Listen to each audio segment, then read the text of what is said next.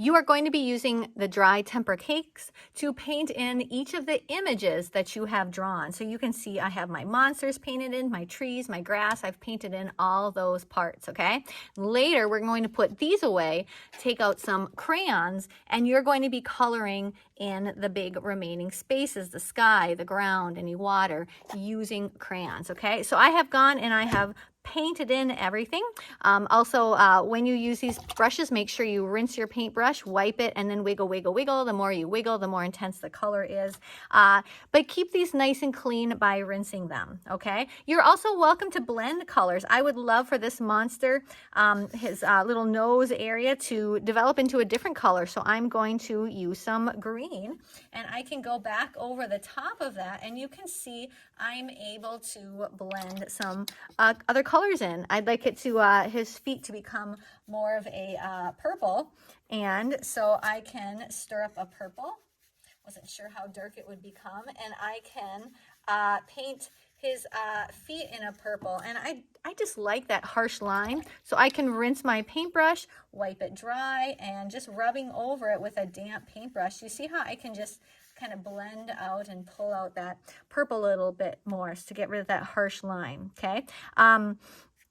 Here you can see I first painted my monster orange, and then I went back with some polka dots. I'd love to have some more texture on his fin. Okay, so you can see, first paint the big spaces first, and then you can go back and you can paint designs on top of it. But you can see every single thing I have drawn with my marker is painted in, so I'm going to put this away.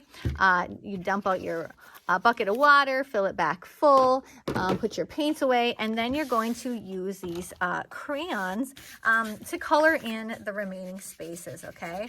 We're using crayons because we can work really quickly with them. Just by pressing quite lightly, I can fill spaces in super quick. And the other reason we're using this is because there's a bit of contrast. When we use these crayons, these colors are not as intense, which means they're not really competing with the other parts of our artwork that we really want to stand out, which is the story. So I really want the viewers to be able to see this silly monster who's jumping after those cookies that his friend is tossing out there.